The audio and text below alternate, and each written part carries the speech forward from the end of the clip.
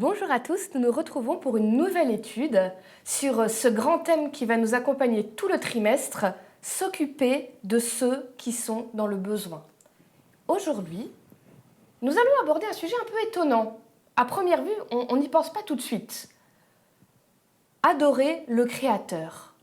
Quel rapport avec s'occuper de ceux qui sont dans le besoin ? Eh bien, pour en parler, je suis accompagnée aujourd'hui de deux collègues, le pasteur José Boulet, bonjour José, Bonjour Élise. et le pasteur Erwin Kessner. Bonjour. Avant de commencer à étudier ensemble, est-ce qu'on pourrait peut-être prier ? Erwin, si tu veux bien ? Père éternel, je te remercie pour cette occasion. Nous pouvons à nouveau étudier ta parole. Conduis-nous et fais en sorte que ce que nous dirons, ça sera ta volonté et que ceux qui nous écoutent puissent apprendre et avancer dans la foi. Amen. Amen. Amen. Alors vous savez, j'aime bien qu'on commence par un texte biblique pour un petit peu ancrer tout ce qu'on va dire après. José, est-ce que tu voudrais bien lire avec nous le texte dans la Bible qui est dans Deutéronome au chapitre 10 et les versets 17 à 22 ? Deutéronome 10, 17 à 22. En effet, l'Éternel, votre Dieu, est le Dieu des dieux, le Seigneur des seigneurs, le Dieu grand, fort et redoutable. Il ne fait pas de favoritisme et n'accepte pas de pot de vin. Il fait droit à l'orphelin et à la veuve. Il aime l'étranger et lui donne de la nourriture et des vêtements. Vous aimerez l'étranger, car vous avez été étranger en Égypte. C'est l'Éternel, ton Dieu, que tu craindras. C'est lui que tu serviras. C'est à lui que tu t'attacheras, et c'est par son nom que tu prêteras serment. Il est ta gloire, il est ton Dieu. C'est lui qui a fait au milieu de toi des actes grands et redoutables que tes yeux ont vus. Tes ancêtres étaient au nombre de 70 lorsqu'ils sont descendus en Égypte. Et maintenant, l'Éternel, ton Dieu, a fait de toi une multitude aussi nombreuse que les étoiles du ciel. Merci beaucoup. Alors, l'étude qui nous est proposée cette semaine nous parle d'adoration. Avant d'aller plus loin, j'aimerais bien qu'on s'arrête sur ce mot, parce qu'on l'utilise souvent, surtout dans les milieux chrétiens, religieux. On l'entend beaucoup, adorer Dieu, adoration, adoration. Ça veut dire quoi, adoration ? Est-ce que vous pouvez un petit peu aller plus loin pour nous expliquer c'est quoi ce mot, à quoi ça correspond, adorer ? On va quand même essayer de faire court car on pourrait discuter des heures et des heures. Ça, c'est sûr. Adorer veut dire déjà une relation. Il y a une personne qui est haute, qui est élevée, et une autre qui est dans une relation de dépendance où elle se met dans une position d'adorateur. Et moi, je considère qu'un des points les plus importants est que celui qui adore, laissons de côté les clichés les plus connus, se mettre à genoux ou se mettre debout, ou se prosterner devant celui qu'on adore, l'acte d'adorer veut dire accepter de faire ce que celui que j'adore me dit. Ça veut dire obéir, mais même plus que cela, celui que j'adore devienne mon souverain. Et c'est cette relation qui, pour moi, décrit l'adoration de la meilleure manière. Donc, j'adore quelqu'un qui est mon souverain, qui est mon roi, qui est mon Dieu. Et au moment où il est mon souverain, c'est lui qui décide de ma vie, et moi, je l'adore en le suivant. D'accord. Alors, lorsqu'on regarde dans la Bible, il n'y a pas, comme lorsqu'on parle de la foi, une définition de l'adoration. Mais il y a des mots-clés qui reviennent lorsqu'on parle d'adoration. Il y a notamment hommage, rendre hommage, soumission, une soumission volontaire, c'est-à-dire quelque chose qui n'est pas imposé. Et comme Erwin vient de dire, c'est la relation à l'autre qui me fait entrer dans cette soumission volontaire. Il y a le mot en hébreu ishtahava qui veut dire, c'est se prosterner à partir de la taille vers une personne, pour l'embrasser les pieds, tout cela. Mais lorsqu'on va parler d'une divinité, lorsqu'on va parler d'un Dieu, il n'est pas palpable.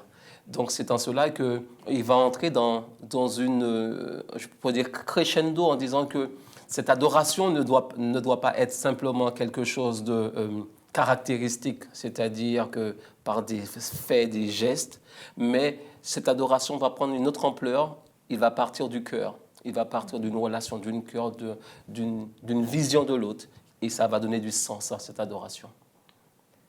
Alors, si vous me permettez tous les deux de rajouter aussi quelque chose, il y a plusieurs mots qu'on trouve dans la Bible pour parler de la relation à Dieu. Il va y avoir la louange, la reconnaissance, l'adoration.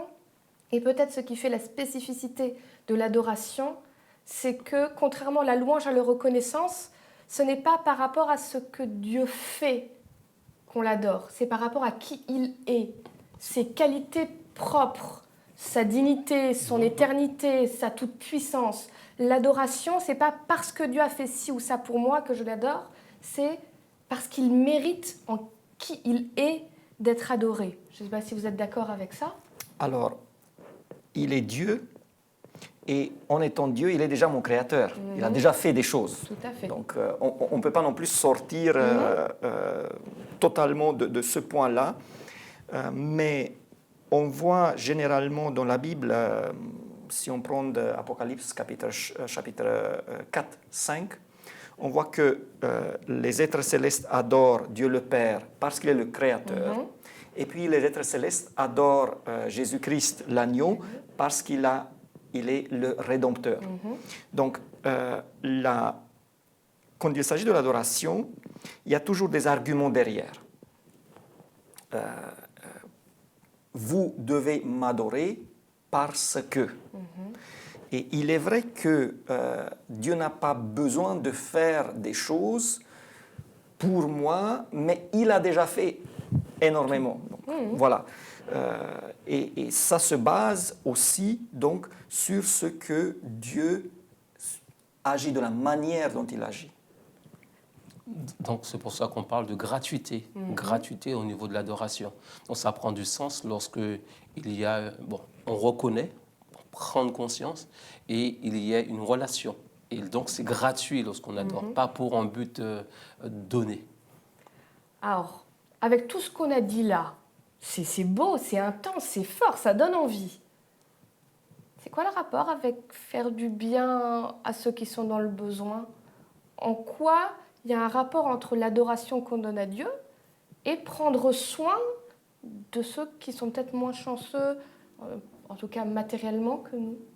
Alors c'est là le point, car si on réduit l'adoration aux louanges, aux chants, aux gestes que certains font dans les églises, ce n'est pas la vraie adoration et c'est quelque chose de très très réduit. On ne peut pas dire que ce n'est pas du tout, mais si on reste que sur cela, alors ce n'est pas une vraie adoration. L'adoration veut toujours suivre celui que j'adore. Et donc, quand Dieu demande l'adoration, il demande aussi la manière. Ça veut dire, je ne peux pas me permettre, je devrais ne pas me permettre d'adorer Dieu selon ma façon. Dieu dit clairement, vous m'adorez ainsi et ça, ce n'est pas pour moi. Les tableaux, les choses construites, les statues. Dieu dit non, je ne veux pas être adoré comme ça. Et il dit, si vous voulez m'adorer, alors voilà ce que je souhaite. Et une de ces manières-là est de s'occuper de ceux qui sont dans une situation matérielle ou autre qui n'est pas comme la mienne, où je suis en mesure de les aider. Avant peut-être de te laisser continuer dessus, parce que ça va avec ce que Erwin a dit, on peut peut-être prendre le texte d'Ésaïe 58, les versets 6 à 7, qui illustrent très bien tout ce que tu viens de dire, cette demande de Dieu d'une adoration sous certaines formes et pas d'autres.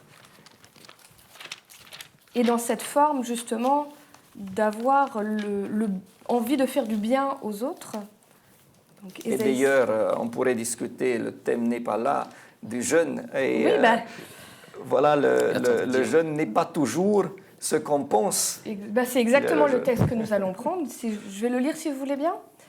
Le jeûne que je préconise, n'est-ce pas plutôt ceci: détacher les chaînes de la méchanceté, dénouer les liens du joug, renvoyer libre ceux qu'on écrase et rompre tout joug. Ne s'agit-il pas de partager ton pain avec celui qui a faim et de ramener à la maison les pauvres sans abri, de couvrir celui que tu vois nu et de ne pas t'esquiver devant celui qui est ta propre chair? Et d'ailleurs, j'ajoute un tout petit peu, un mot. Dans l'Ancien Testament, l'adoration, c'était les sacrifices. Et Dieu dit plusieurs fois, ce type de sacrifice que vous amenez et en parallèle vous faites ça et vous laissez d'autres choses, ça je n'aime pas. Ce n'est pas l'adoration, laissez-la de côté. Je vais, permets-moi de reprendre le texte de Deutéronome, Bien sûr. chapitre 10, à partir du verset 12, il dit la chose suivante. Maintenant, Israël, que demande de toi l'Éternel ton Dieu? N'est-ce pas que tu craignes l'Éternel, ton Dieu, afin de marcher dans toutes ses voies, que tu aimes et serves l'Éternel ton Dieu de tout ton cœur et de toute ton âme, que tu respectes les commandements de l'Éternel et ses prescriptions que je te donne aujourd'hui afin d'être heureux? Par rapport à ta question, tu as demandé le lien entre adoration et prendre soin des plus démunis. Je crois que l'adoration nous pousse à ressembler à notre Dieu. Parce qu'il y a une proximité. Donc, c'est cette proximité qui me fait l'adorer gratuitement, déjà. Et reconnaître qui il est.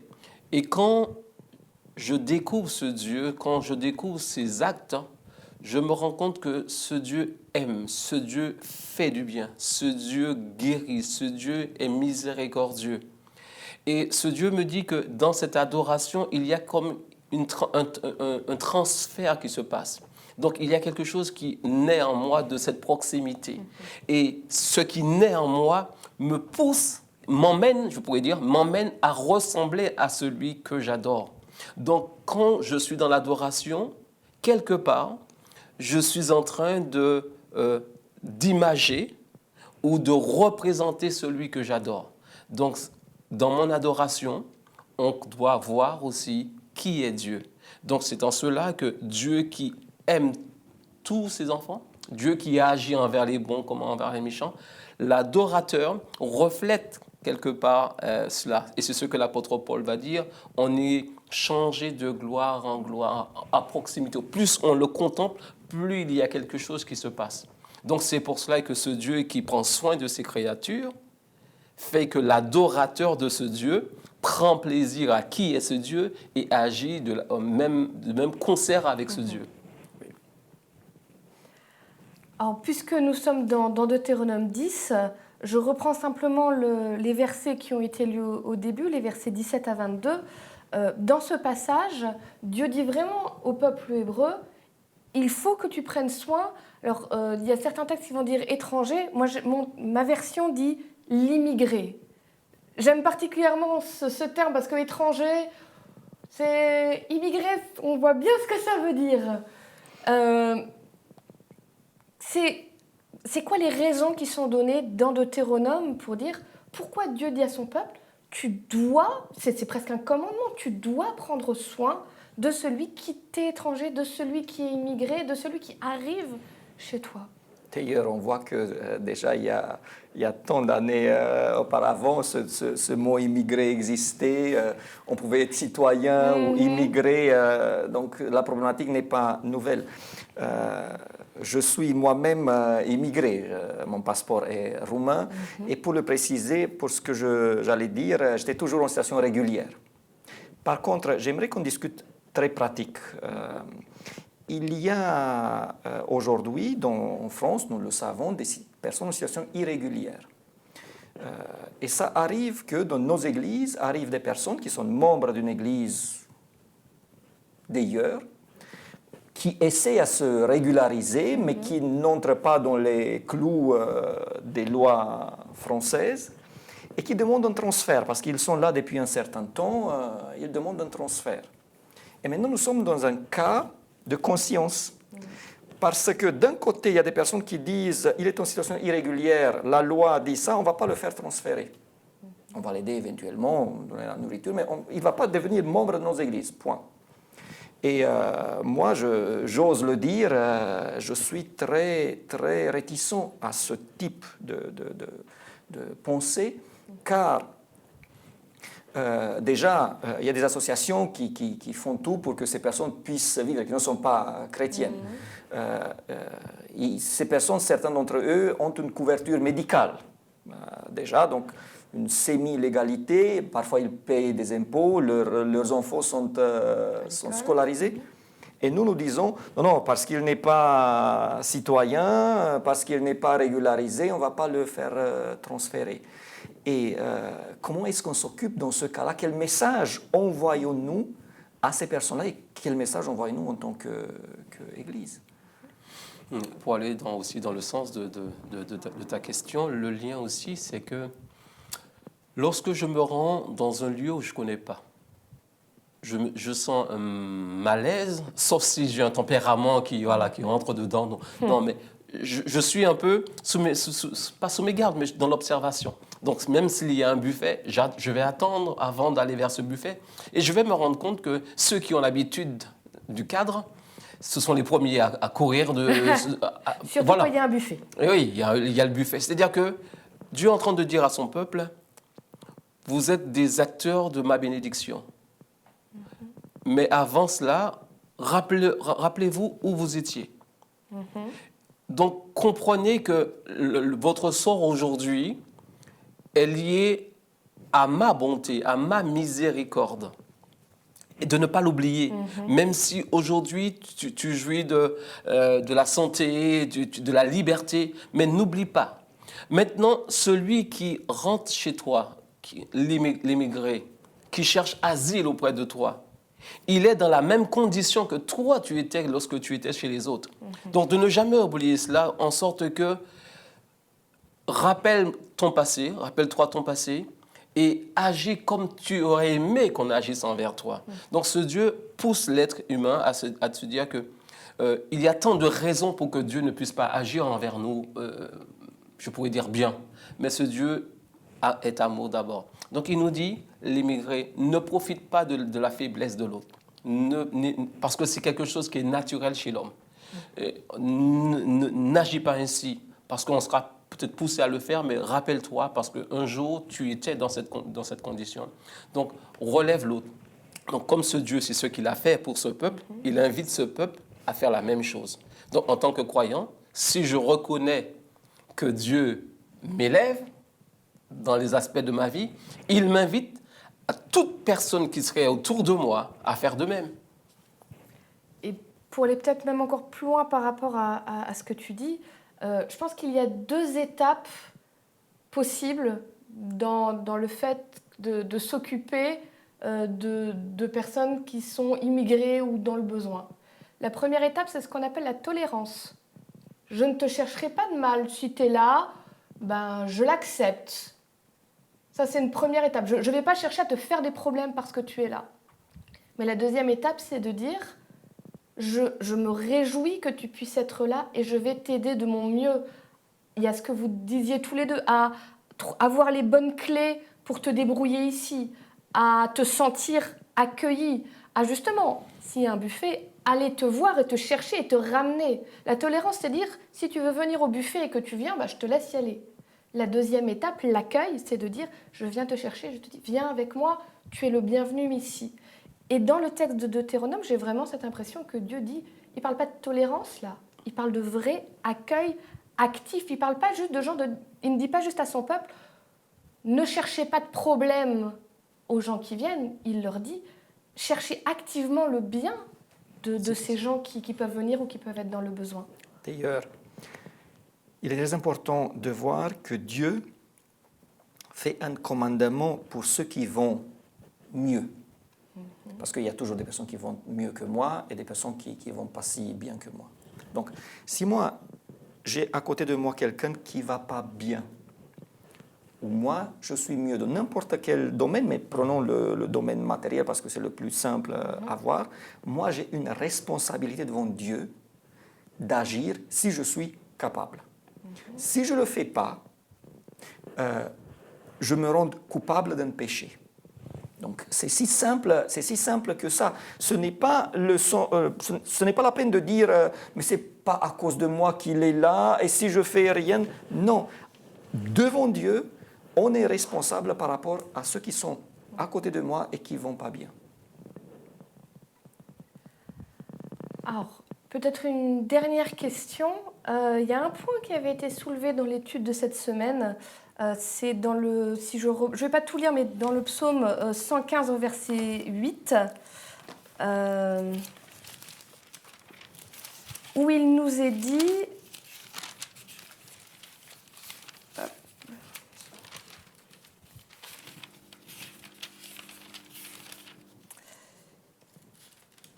En parlant de ceux qui fabriquent des idoles, ils leur ressemblent ceux qui les font, tous ceux qui mettent leur confiance en elles. Et il faisait un parallèle intéressant en disant, on l'a dit, hein, l'adoration, c'est vouloir être en relation avec Dieu, commencer à lui ressembler. Donc il y a une adoration qui mène vers Dieu et qui essaie de faire ressembler à Dieu.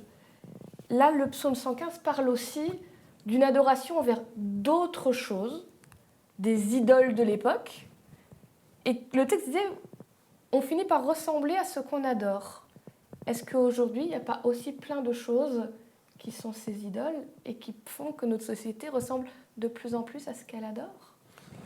Lorsque je lis ce texte, je peux me dire, je ne suis pas comme ces personnes, parce que je ne me vois pas m'agenouiller devant une statue, devant une idole. Je peux me dire que je suis différent.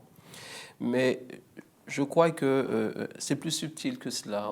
C'est plus subtil. Pourquoi? Parce que c'est vrai qu'à cette époque, il y avait pas mal de divinités, pas mal de statues. Les gens avaient besoin pour pouvoir se sentir entendus, écoutés. Ils avaient besoin de toucher quelque chose de palpable. Donc une idole, c'est quelque chose de palpable. Lorsque Dieu nous dit de ne pas le représenter de manière... parce que parfois, on a besoin... ça va plus loin que l'essence, que simplement que l'essence. Et je me rends compte qu'aujourd'hui, l'être humain est focalisé vers ce qui est palpable. Je vais...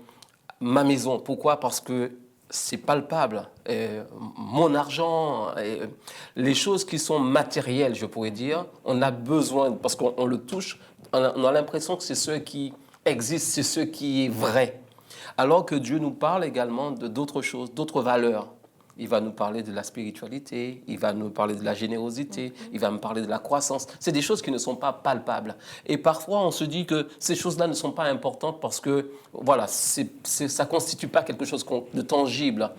Les valeurs de Dieu les valeurs que nous prône la parole de Dieu sont différentes avec nos ressentis. Donc, parfois, on peut avoir ces mêmes idoles dans le sens où on court après tout ce qui est profit, tout ce qui est matériel, sans pour cela courir après les choses de Dieu. Donc on peut toujours avoir une idole mais moderne.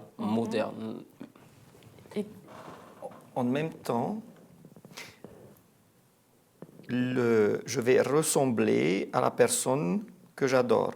Et ça dépend donc, même au-delà de la partie concrète, comment j'imagine et comment j'ai construit celui que j'adore. Si nous prenons certaines religions, même chrétiennes, ou certaines personnes en un certain temps, s'ils voient en Dieu quelqu'un qui aime détruire les mécréants, ou s'il y en a un Dieu que l'on s'imagine en ayant plaisir à détruire les mécréants, ça c'est aussi dans l'islam le cas. Dans ce cas-là, je vais lui ressembler et je vais faire comme lui.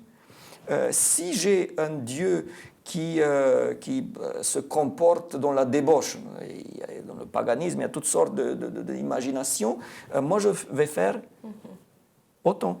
C'est pour cela qu'il est très important de voir comment est vraiment le Dieu de la Bible, de voir à qui j'adore, parce que là, je vais éventuellement, petit à petit, lui ressembler. Et je pourrais aussi dire que, en parallèle avec ce que tu dis, Erwin, mon Dieu sera en fonction de mon fantasme à moi. Et puisque la Bible me dévoile que je suis tortueux, il va me dire que toute représentation qui viendrait de moi, de Dieu, sera quelque chose de déformé, de déformé. Quand je regarde les films où on montre les différents dieux, les hommes font ces dieux avec leur même fonctionnement. C'est-à-dire un Dieu qui, tu ne vas pas dans mon sens, je t'écrase. Un Dieu qui, tu me fais du bien, je te récompense. Donc on fait toujours, on représente un Dieu en fonction de ses propres déchéances, je pourrais dire. Donc la Bible me dit, quand je fais cela, finalement, ce Dieu-là n'est pas plus grand que moi, je ne suis pas plus grand que ce Dieu, on est la même chose. Alors que, comme tu as dit, lorsqu'on découvre ce Dieu de la Bible, on voit qu'il n'est pas possible de pouvoir le représenter d'une manière, il n'est pas possible de pouvoir le servir si on n'est pas soumis volontairement à lui, il n'est pas possible, en gros, d'avancer si on n'est pas dans cette intimité avec lui. J'ai vu beaucoup de personnes qui ne réussissent pas à vaincre leurs faiblesses, alors ils se construisent un Dieu qui accepte tout et ne demande pas de changement. Donc un Dieu qui vienne comme tu es, reste comme tu es, il n'y a pas de souci, tu seras sauvé. Donc tu as raison, beaucoup des fois les personnes se construisent, se fabriquent Dieu dans leur imagination. Après on peut le fabriquer aussi d'une manière concrète. C'est pour ça qu'il faut qu'on se soumette à ce que la Bible nous découvre de Dieu. Et puis on peut aussi se construire un Dieu qui est tout dans le rite. D'ailleurs, c'est pour ça que Ésaïe passe autant de temps, ou Dieu passe autant de temps à dire, mais vos sacrifices, vos jeûnes, vos sabbats, tout le paquet cadeau autour, peu m'importe. Ce que je veux, c'est que vous me connaissiez vraiment et que je sois dans une vraie relation avec vous. Nous allons arrêter là, je dirais en mot de la fin, là où est ton trésor, là aussi sera ton cœur. Là où est ton adoration, à qui est ton adoration, à quel Dieu est ton adoration, là sera ta personnalité à qui tu veux ressembler. Tu as dit cela, laissez-moi raconter une toute petite histoire.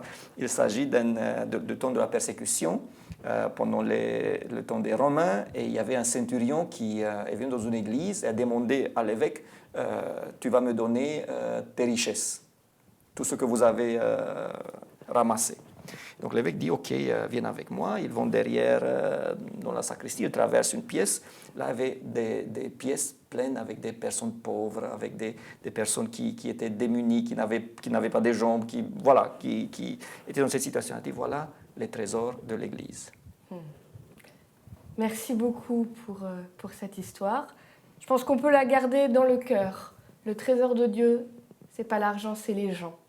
Le trésor de l'Église, ça ne devrait pas être l'argent, ça devrait être les gens. Que le Seigneur vous accompagne dans votre étude et à bientôt.